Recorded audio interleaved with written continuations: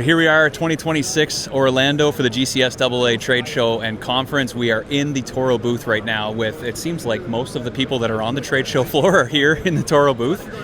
They are huge supporters of us. We are so grateful to be a part of everything that they have going on, and we really can't thank them enough. Favorite part of the show is always the people. You know, getting to reconnect with some people you've met along the way, seeing how their careers are evolving. It's just always great to run into people from literally all over the world. You know, it's the place where everyone comes to gather, and this year it certainly did not disappoint.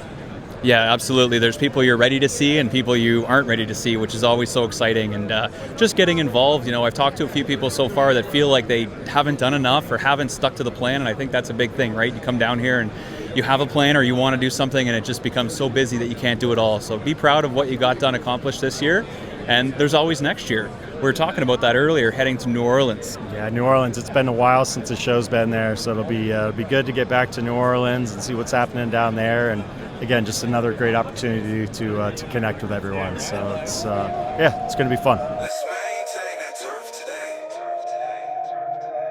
Get up and brush off the dew on that turf today. Turf today. Turf today. Cut it and roll that dew on that turf today. Turf today. Turf today. Set up, they're about to come through on that turf today. Turf today. Turf today. Get up. Turf today. Get up. Turf today. Let's get out the way. Here comes first play. Let's maintain that turf today. Ladies and gentlemen, welcome back.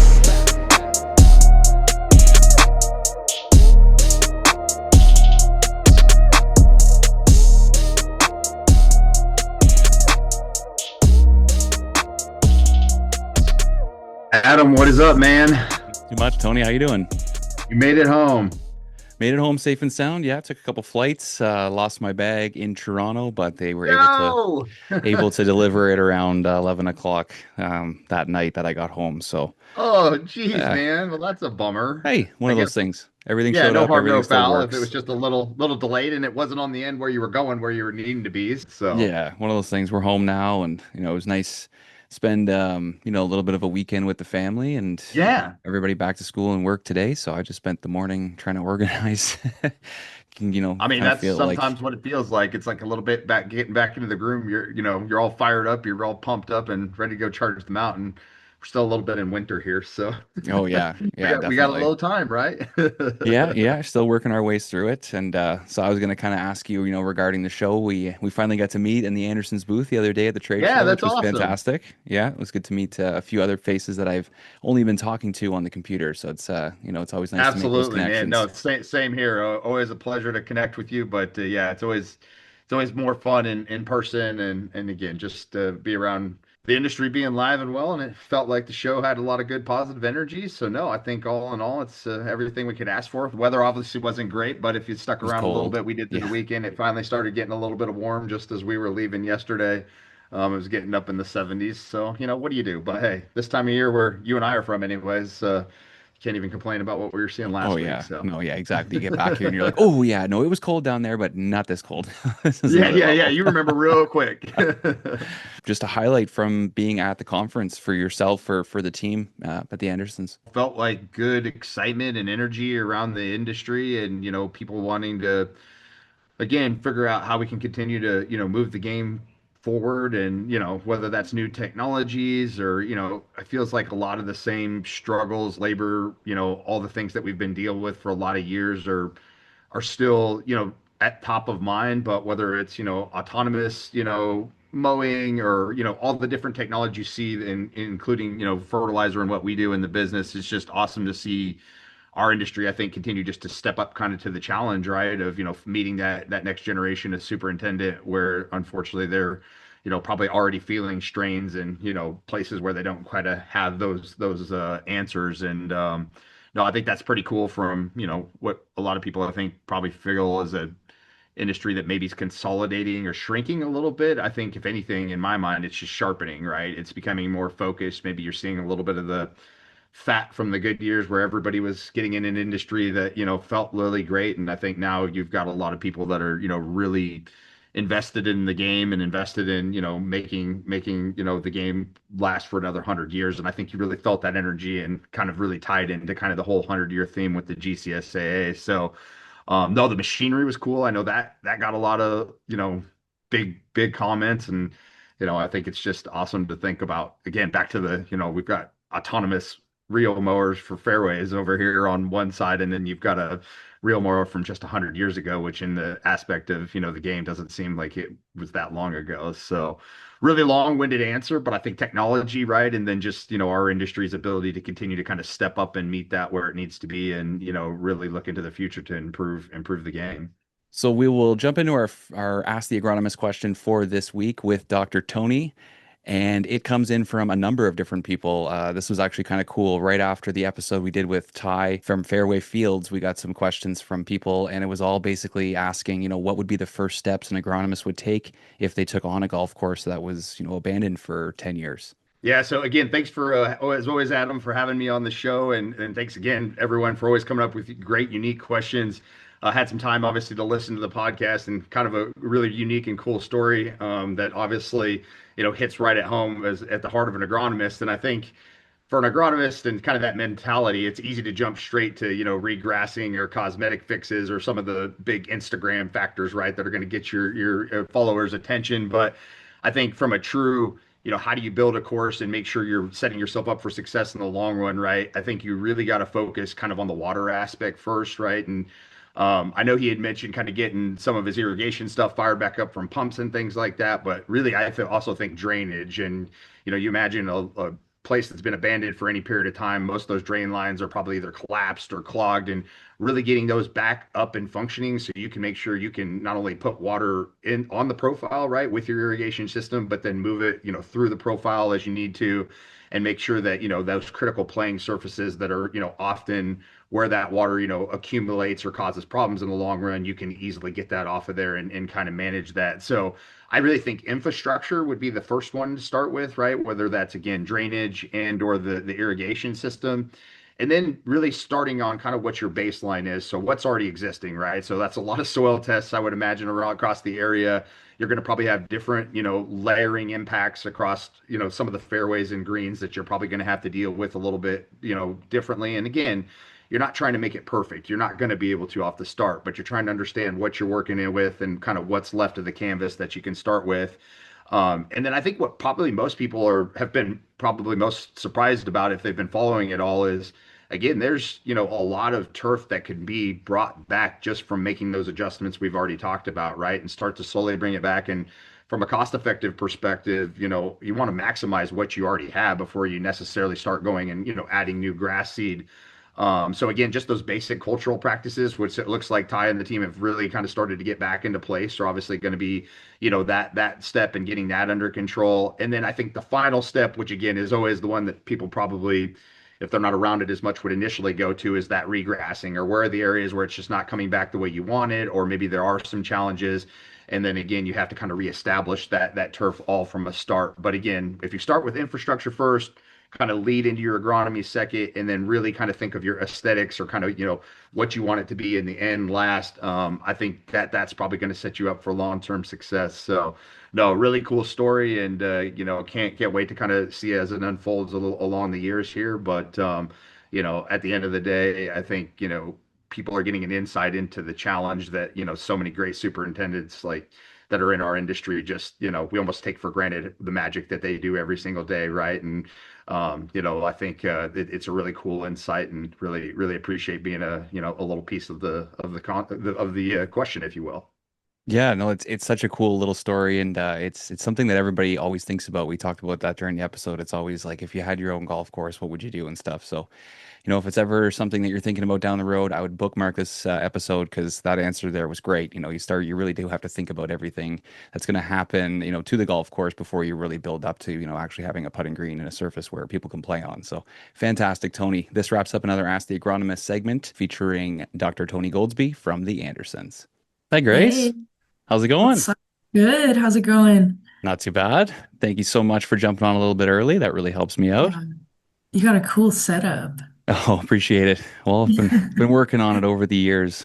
So, huge apologies. Brian was going to be on with us, but he is down in Orlando right now. It sounds like he is at a big event, a big party, getting ready for the kickoff of the tournament. So, Oh yeah. he was going to jump off and come record, and I was just texting with him there, and it doesn't. I don't think he's able to jump on a computer at this point. So, No worries. Yeah, um, that's all right.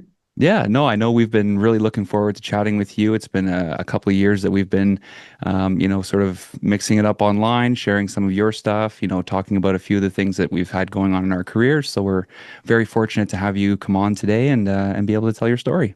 Yeah, I was super excited when asked me if I was ready, and I definitely feel ready for the interview because I've had a couple experiences so far, and I think I don't know, I just have a lot to share. So thanks for Fantastic. having me. And that's the biggest thing, right? These episodes are for you guys to be able to come on and sort of have a bit of a blank canvas and tell the story that you want to tell. We're really not here trying to push any sort of agendas or really trying to dig into anything specific that you have going on. You've got a big career ahead of you and you've already gone through lots of stuff. So why don't you just take us back to the beginning and tell us about kind of growing up and finding your way to the industry? I mean, back to the very beginning, I was growing up on the golf course with my dad. He was just showing me all the ropes and how to swing a club and everything. And he loves golf. He's super passionate about it. So pretty much my whole childhood, I played golf with him. And then he got me into U.S. kids tournaments and took me around to different golf courses. So I was exposed to the game really early on. And I think that's obviously super important working now with all of the etiquette and rules and everything. So then throughout high school, I made it on varsity my freshman year, but then I kind of struggled through the rest of my high school experience, and I ended up doing independent study, but that actually allowed me to start working at the golf course. So while I couldn't necessarily play through high school, my, full 4 years, I started working on the grounds crew when I was 16. And I actually just went to go be in the cart barn and I have a golf course job so I could play free golf. And then he was like, Classic. yeah, I mean, yeah, what a dream. But he was like, I actually need a weed whacker. And me having zero small motor tool experience, I'm like, yeah, I could do that. Like totally. So I showed up at like 5:30 the next morning and I was like in tennis shoes, like I don't know. I was like wearing like Adidas pants, like gonna go weed whack. Like we started it and then I was like, okay, like I was getting it, a few weeks in and I was like, this is actually kind of fun. I like just like going out and just like weed whacking things. And then I started actually developing like this passion of like making it look nice. And then, golfers started recognizing me. We had like such a small crew. It was like a 6-man crew. And besides the point, we didn't necessarily have a superintendent. So it was kind of interesting over there to say the least, but it was a super cool start because I really just like started at, the baseline weed whacker, going in bunkers and digging out weeds. So, I mean, eventually I was like really into it. And then I saw a country club job and I was like, oh, that's like country club. Like, let me get into that. And so I applied, ended up getting a phone call like the day I applied, and I made it through onto the crew. So at that point, I was like learning more on the machines and everything. And then I was like, oh, this is what golf maintenance is. Because I was like just weed whacking. I, wasn't even raking bunkers. I was just weed whacking. Um, and so it gave me this whole perspective. And I was like, oh my gosh, like this is real, like this is the real deal or whatever. That's what it felt like.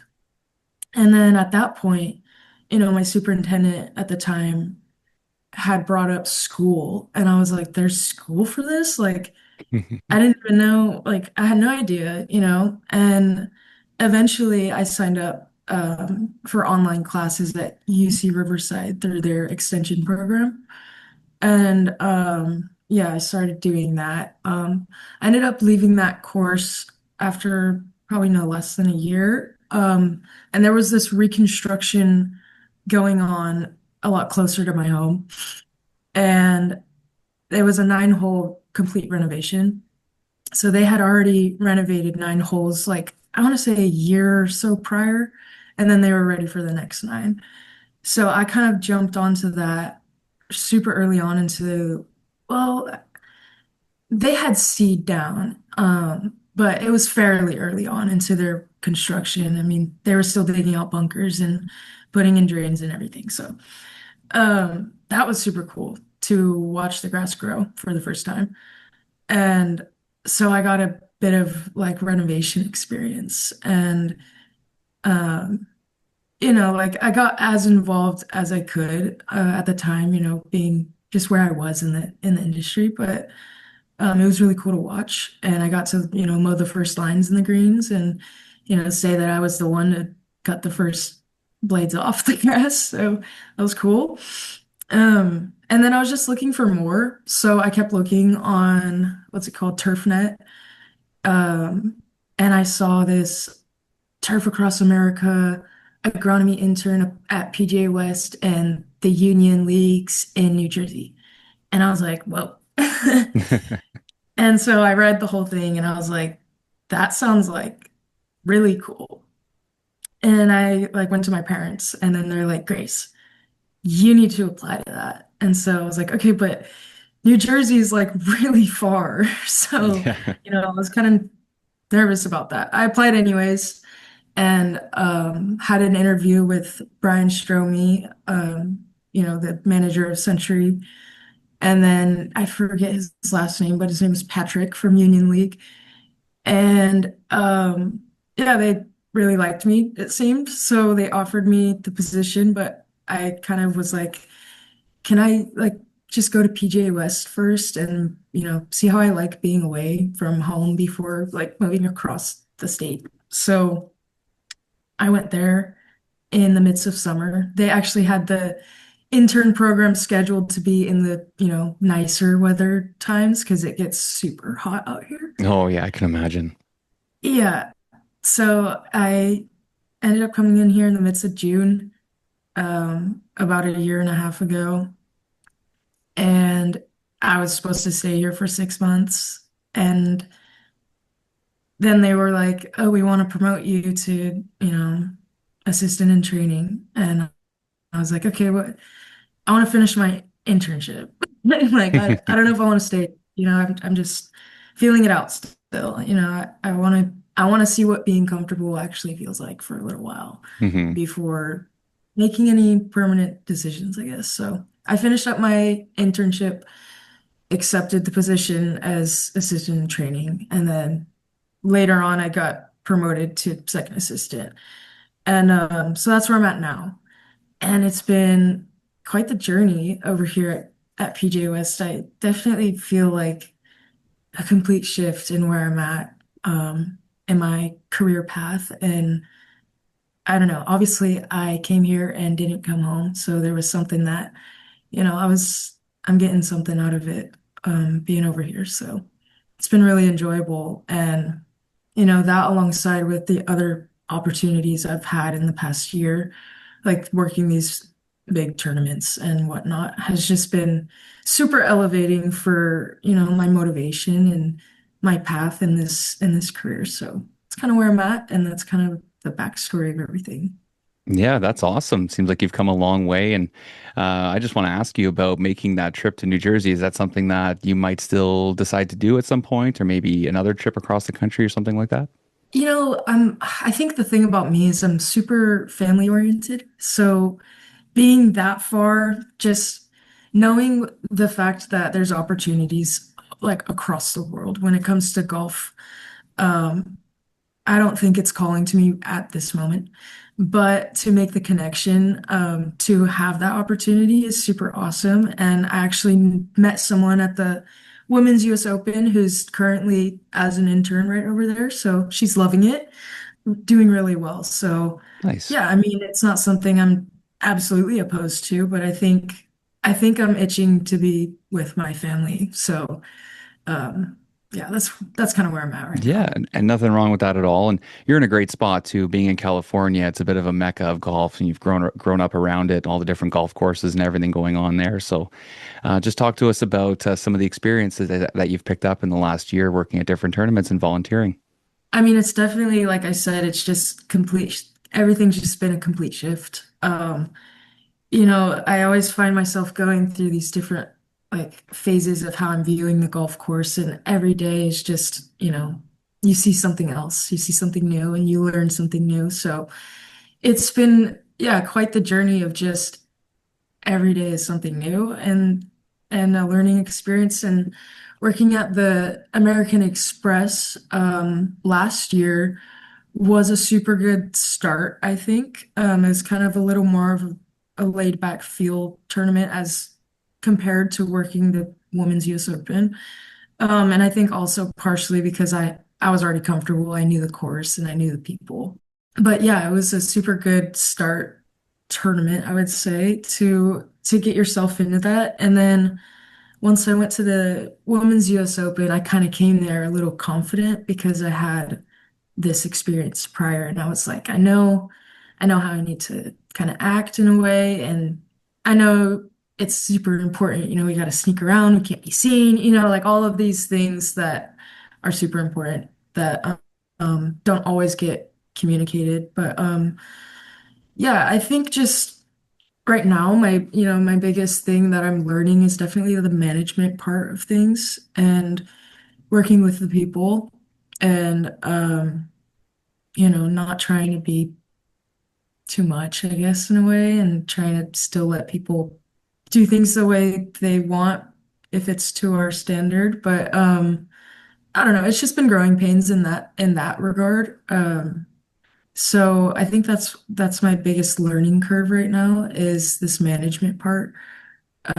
Working on the grass is, obviously something new comes every day, but it's become pretty routine for me. I'm starting to really get, the weekly, like it's just like this for me now. Hmm. But that management part of things is definitely my biggest learning curve. I'm keeping my head up and keeping my foot on the gas and everything. It's just difficult being super young, and obviously, like everyone says it's difficult being a woman or being a woman, but I think the biggest thing for me is that it's difficult being young because kind of trying to boss people who are quite older than me. So that's been a little bit difficult. So those are my like biggest learning things right now. Yeah. Yeah, and that's not easy. Being younger and trying to manage people that are older than you or have more experience than you is always tough, but it's a big part of our industry. And I'm sure you're seeing working with different people, you're getting, the good and the bad. You're seeing traits that you want to be like or, things you want to do as a leader when you're going to be older and when you're in a position of management. So I think all that stuff is good learning. You just gotta, pick and choose when you're going to actually, lay down the law. So Yeah. I think it's amazing, being younger in this industry and taking on bigger roles like being a second assistant or, going and working at big tournaments. I think there's a lot of people coming up in this industry, and I certainly was one of these people where you don't know where you fit in, and you almost wonder, am I good enough to go to a tournament like that? Should I really actually put my name on a list to volunteer? And, what would you say to people that, feel like that's not something that they really want to do or they don't feel like they're deserving of? I think I've felt that way before, because I've always wanted to do something like that. And when I was first seeing like, these girls who like went to this tournament and they like took this group photo, I'm like, what? This is a thing? Like, what is this? And like, so yeah, I think when I was like seeing that, I didn't feel like confident enough. I was just a section worker, like I didn't know enough, or I felt like that. But genuinely, when you work at a tournament, there's literally a place for everyone. No matter your experience level, everybody can go fill a divot, no matter your experience level. And there's just work for everybody. I mean, the details are 100% elevated. Everything has to be perfect. I mean, there can't be a grass blade out of place. So there's got to be people who are there, and everybody fits in, no matter the role you're taking on there. It's important because these PGA Tour agronomists do not mess around. Let's be real about that. So. Yeah, that's what I would say is that even if you do feel like you might not have the experience or you might not be good enough, there's literally, I can't stress this enough, not only a place for anyone in this industry, but absolutely a place for anybody in a professional tournament setting. Nice, nice. I really like that. And if mistakes are made, people usually are right there to pick you up, laugh about it and move on, right? I think you have a pretty funny story from one of your last days. Was it at the US Women's Open? Yeah, it happens all the time on the golf All course. the time. You know, we're always laughing about something or making fun of somebody who did something 6 months ago and can't escape from it. Of course. Like, we have a story with a guy at my course who flipped the sprayer and stuff like that that we always nag on him about. Don't go flip it. Yeah, you're not allowed to sit on Um, that. right? No, yeah, I was walking my tees. I think it was a seventh hole. Um, and I had this private photographer who just, came along for her own photography, not necessarily for me, but she wanted to meet me out there and get some cool footage or cool shots. And so she was snapping some photos, and I'm out here. I was wearing extra tufts all week. And I was like, honestly, for the photos, I kind of want to put my Red Wings on. And so I put my Red Wings on and I just get right out there and like no less than like probably like three turns into my first tee, I like slip and then fall like just boom right on my bum, like legs in the air. And like she's looking down at her. I turn around, she's like looking down. I'm like, I get up really fast, somehow kept the reels off. I don't know how, but somehow kept the reels off the maybe it was like muscle memory Yeah, because just I that was good. like yeah. And I turn around, she's like, I'm like, did you just see that? She's like, see what? I'm like, how did you not see that? I just had the craziest fall just now, but I thought my Red Wings were gonna they need some more, I guess they need some more heel. I have the super flat moccasin ones. So, Yeah, get something for when it's extra but dewy out in the morning. yeah, it was pretty dewy out there in some mornings. And then there was like other mornings where there was nothing. Fairway mowers couldn't see anything. Greens couldn't see anything. They're just going. And then we had to have like rags on the fairways as targets for where your next pass was. And Oh my gosh. That's the yeah, worst. it was That's the fun. worst. Sometimes it works for you and sometimes it works against you. Always something I'm out kind there. of glad yeah, I'm kind of glad I'm mowing tees right now because I got dew and Yeah, I'm good. that really helps. So, any other Yeah. good memories from being out on the course, maybe with some people that you've met from other courses or just kind of having that camaraderie around working at a tournament? Yeah, I mean, it's always fun to see the people you've met like in another state at another event come to another state, and then you're there too, and then you're like, hey, I know you. So yeah, there's been a few people from like the Women's Leadership Academy a couple years ago that I went to.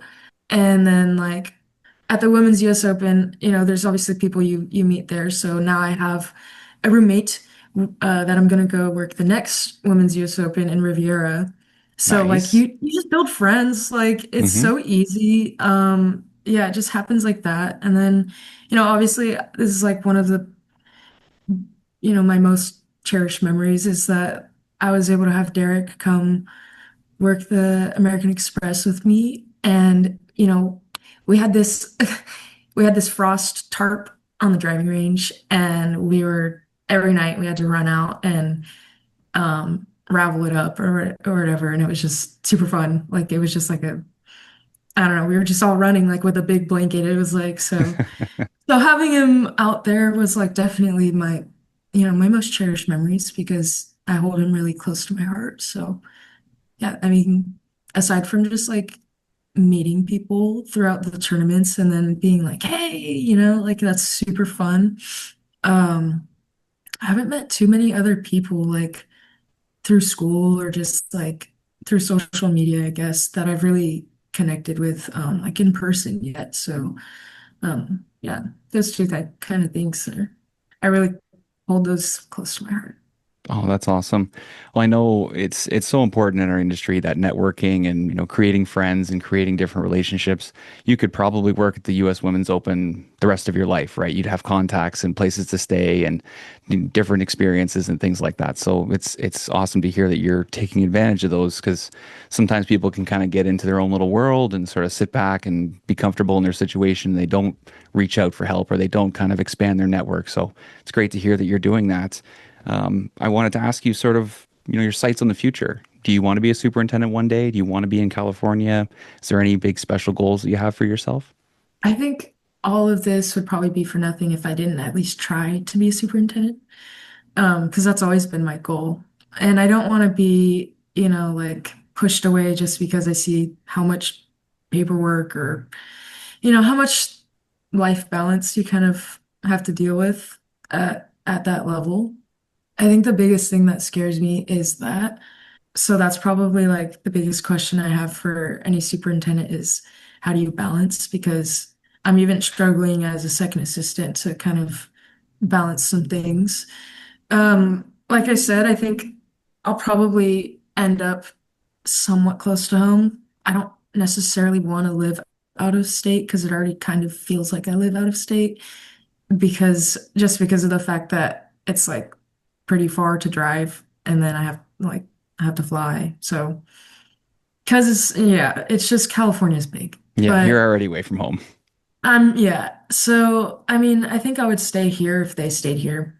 There's a lot of opportunity in California, Hmm. especially down here where there's like all the only grass here is golf course. So yeah, it's like the green you see on the map. Yeah, those are all the golf All the courses. golf It's courses. Oh, that's nothing funny. else.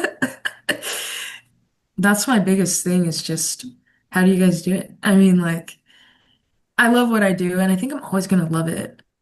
And I think that's the biggest thing is that you have to love it to Hmm. be able to balance those things. But everybody knows this. These aren't normal hours. They're dreadful hours, and you genuinely have to love it. So I hope I continue to have this, motivation and passion. I think it helps growing up. I always loved it. It's like my whole life. I don't know. It's just golf is my life. And, my dad. So it's just I'm always gonna hold the golf course close to me. So I don't know. That's kind of that's kind of where I'm at in the sense of, what's my goals? Like, yeah, I want to, but I hope my passion stays there genuinely. Because some people burn out, Hmm. but I'm not Yeah, there yet. I hope it's a shift that we kind of make in the industry as younger people come up, technology makes its way through the industry, mental health plays a bigger part. I really hope that people do, value their time and find ways to, kind of space their time out because some people work way too much and they grind way too much and you get to bigger courses and bigger tournaments and it is a lot. So you're relying on your family and people around you to kind of manage things. And at the end of the day, too, you don't always get into this business to make money. So you really have to enjoy what you do. And I'm glad you talked about your family about it again. Can you go back and just tell me what it was like when, being very young and going to the golf course with your dad in the morning? Any really special memories or anything that, really sticks with you?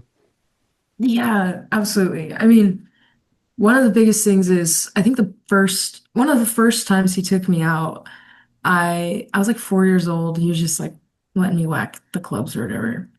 But he took me out on the golf course that I ended up doing the reconstruction at.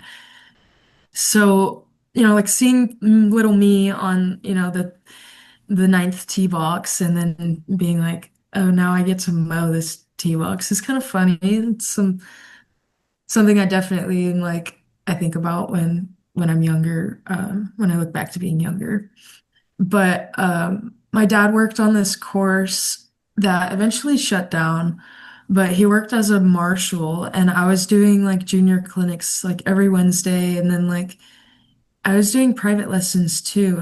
I want to say I was there at least 2 days a week doing like some lessons. But there were days that he would take me out in his Marshall cart and we would just like go drive around on the golf course. I had no idea what he was doing or anything. I don't know. We would just drive around Yeah, and just then out like, there. what the marshals do and pick up the trash and stuff. And there would be some rattlesnakes who would kind of whack them. But yeah, we would be out there and then, we would get to the tee box and the group would be there. And my dad's like, yeah, this is my MIT. It's my marshal in training. That's so cute. Good morning. And I'm like shivering. Yeah. And yeah, it's kind of funny, like looking back now, and then I turned into an AIT, and then so Yeah, it's yeah, that's true. kind of funny. But yeah, I mean, obviously, just there were love-hate moments on the golf course with my dad, but he was my biggest, motivator and the one who got me to be better. And I wish I golfed more, but when I do, it's super fun. And sometimes I do hit a really good shot and I'm like, dang, like I really love golf. Like it just, yeah, I don't know. But I'll always thank him for like, I would have never known anything about this if it wasn't for him. And I definitely wouldn't be here if it wasn't for him. So yeah, I mean, that's cool. Like growing up, working on the golf courses that you played when you were like little, it's fun. So Yeah, no, that's amazing. It's great to have that influence, and it certainly helps grow our industry, having people that have been in it their whole lives. So that's huge. The other influence that you have had in the turf industry is obviously the women in turf, because it is a very small percentage. We have talked about it on Turf Today before. I haven't looked at the stats in a while, but it's always been around 95 to 5% men to women that, work and engage with us online and stuff. And hopefully that's starting to change and there's more and more women coming into the industry. So please talk to us about, the initiative, the Women in Turf, and everything going on, and maybe some of the people leading the movement. there were like a couple different ways I got into this. There were a couple different like girls I saw on Instagram, and like I said, like they had this tournament post, and I'm like, who are these girls? And then I slowly got to like figure out little things on social media and just trying to figure out how to get in contact.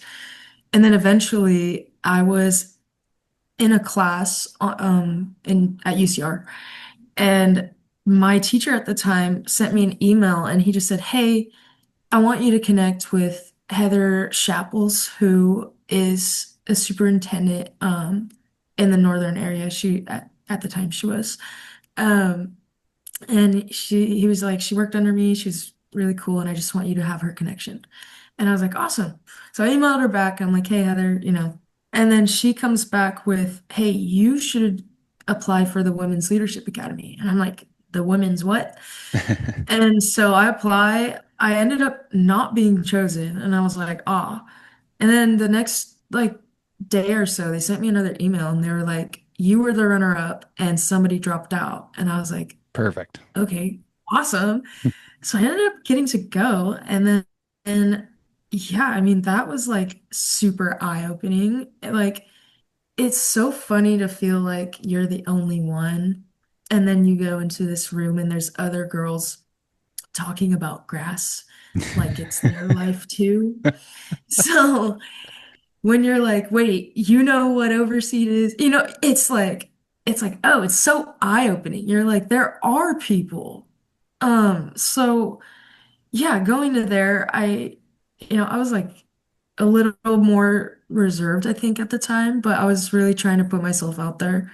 And I made a few friends, but definitely at the tournament is where I just like, I wanted to say hi to everyone. I wanted to talk to everyone because over time, I just realized that this networking was just like so important. So networking with all of these women, um, was super awesome. And I think the biggest shout out I have goes to Kimberly Gard, who is part of Syngenta, and she is one of the few who put on, these opportunities for these women and who get them together and who sends the emails and, she gathers everybody and it's just nobody can thank her enough. So I think that's one of the biggest names to drop in this regards to women in turf. But yeah, the opportunities are going to be endless now. I mean, we have a little WhatsApp group, and I don't want to say little because I think there's over 200 members No now way. in the group.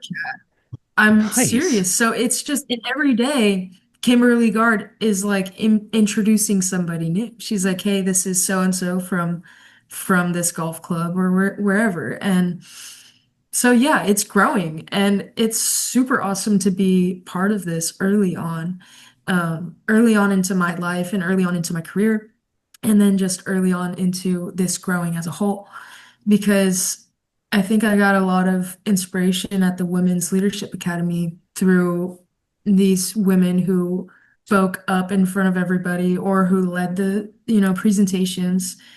And there's going to be gaps to fill one day, and I hope to be a motivator for those people one day who, sit in the chair and feel like, they really want to learn something there. And that's what I came to learn. And there was a lot to learn that week. It was really cool. That was a really awesome experience. That's wonderful. I'm really proud of you for doing that. And yeah, like you said, there's eventually going to be positions to fill and eventually going to be more leadership roles available. And you're going to be a perfect fit for that. So I guess this is be a bit of a loaded question, but one I'm going to ask anyways. What do you think we could do to get more women into the turf industry? Ooh, I've thought about this because I've been asked this before. I think obviously promoting on different platforms, like doing that video with Golf Digest was super cool.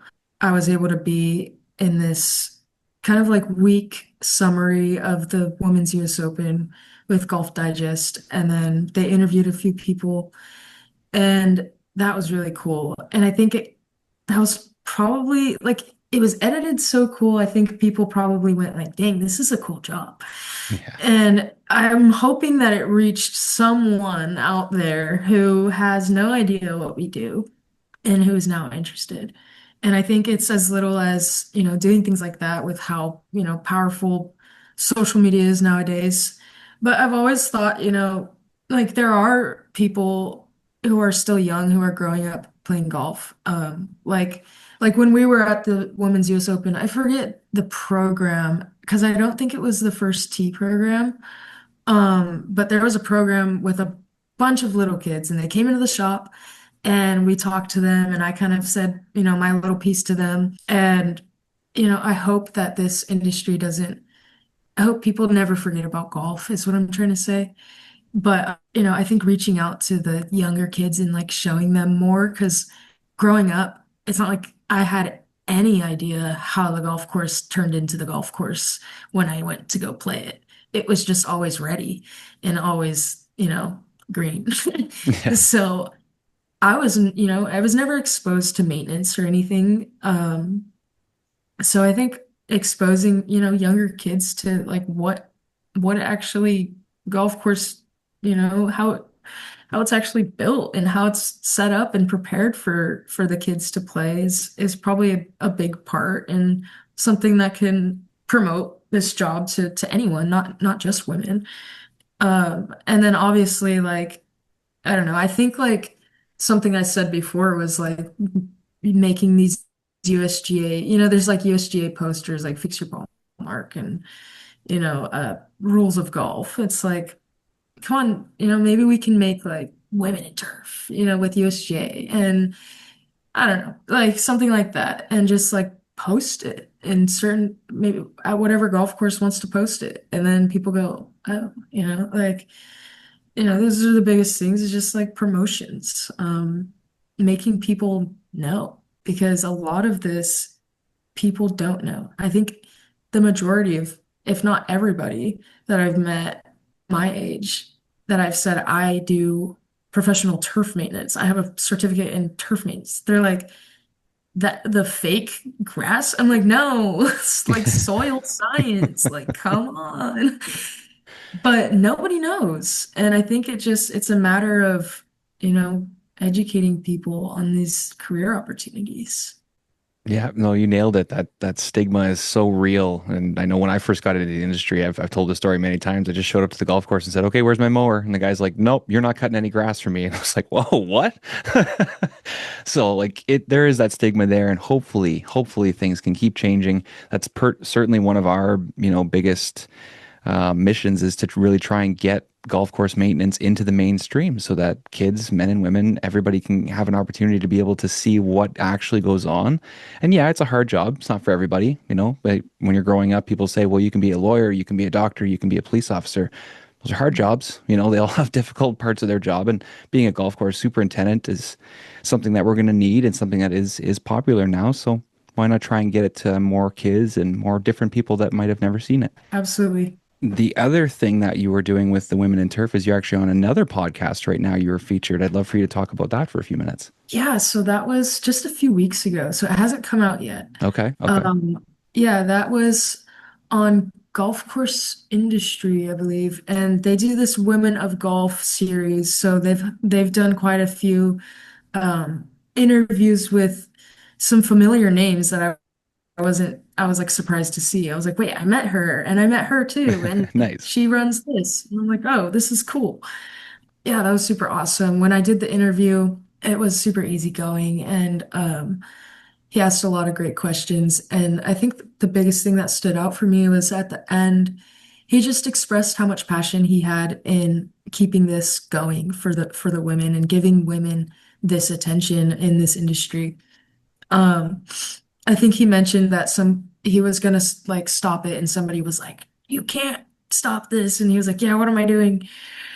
From what I remember, something like that. And he just like has continued it ever since, and he's just super passionate about it. So it was really fun to do that, and he just kind of gave me the floor, and I was just like yapping about how much I love working on grass. And um yeah, I mean, other than that, he asked a lot about women in turf as well. And I said the same things that I said to you. It's just it comes with so many awesome opportunities. There's so many networking opportunities. There's so many people you meet who turn into potential lifelong friends. I mean, at this point, I've been friends with a few people for a few years, and we still stay in contact. And we'll be roomies together, and it's just like so much fun. It's so much fun what this industry can bring.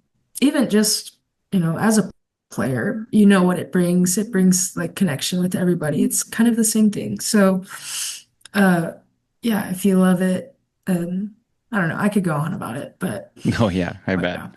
And that's good. That's good. That shows you have the passion that you can talk about it all day long. Before we get there, I want to leave the floor open to you. Is there something else you wanted to talk about? Something you wanted to bring up? A story you wanted to tell? Something you were hoping maybe I'd ask you today?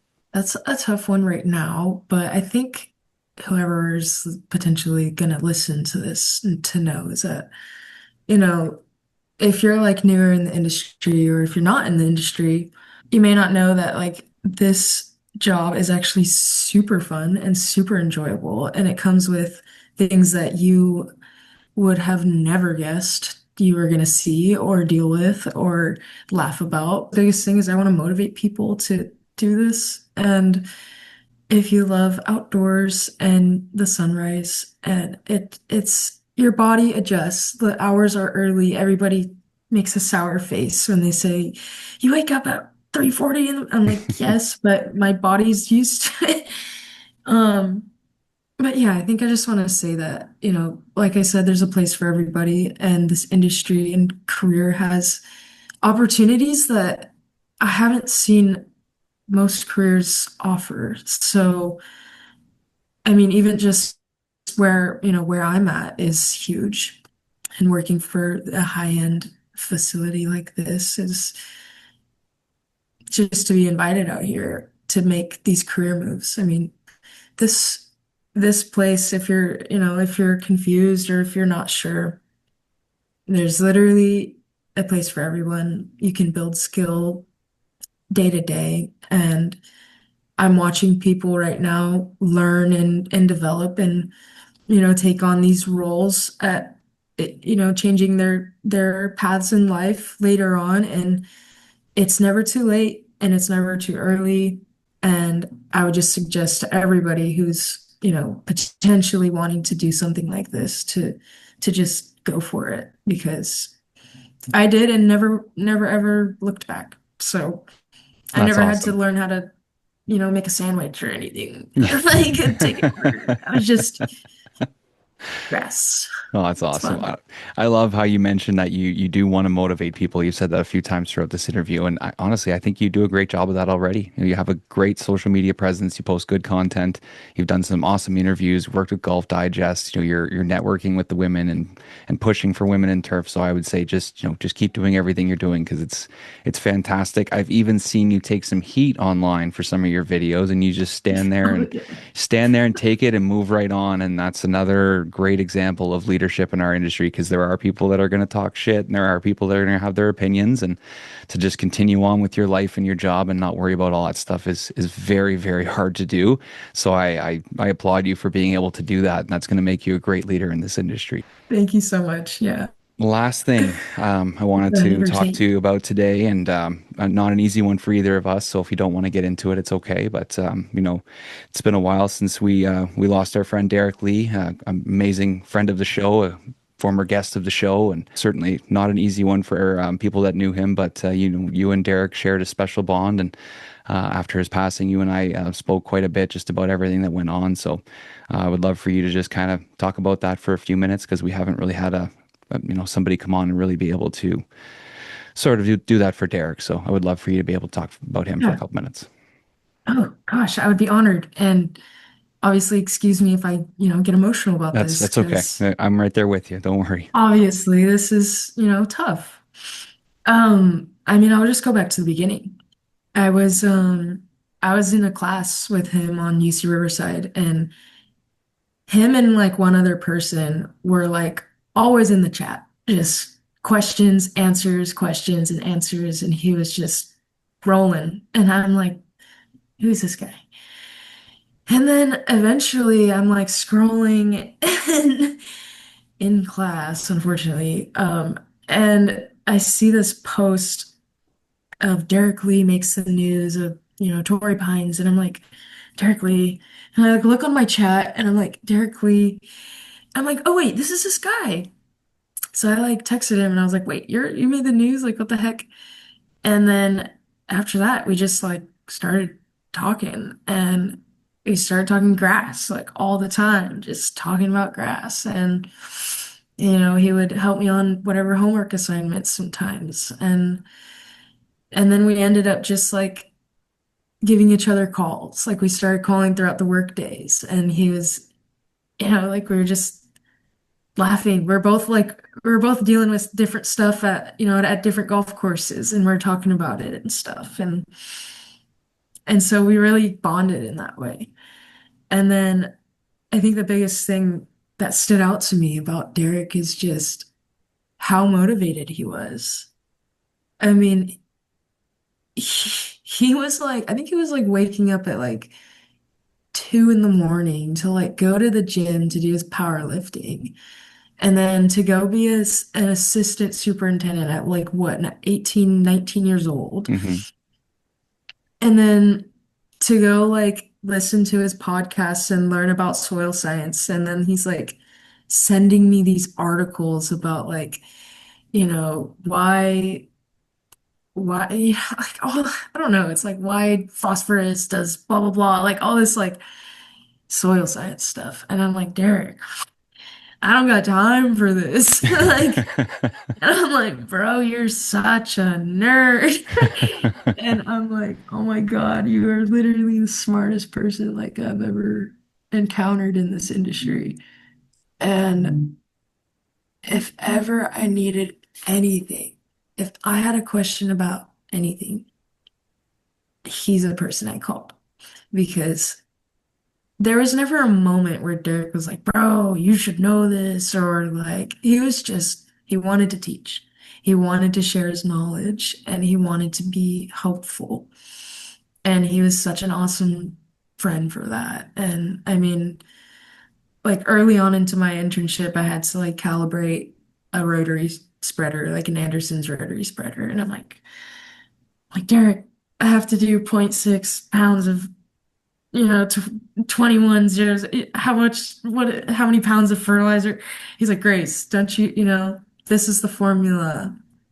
And I'm like, oh my gosh, you're a lifesaver. And there's just those moments that he was just always there. He was just always helpful.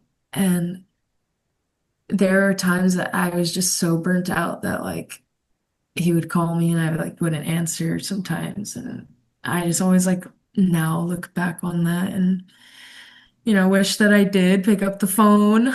But yeah, I mean the thing about Derek is just he was just such a go-getter, and I learned a lot about him the few weeks after his passing and attending his services and listening to, his family speak. And then I spoke for him, or I spoke, at the ceremony, and I said, he was just such a helpful person. He was such a great, amazing person.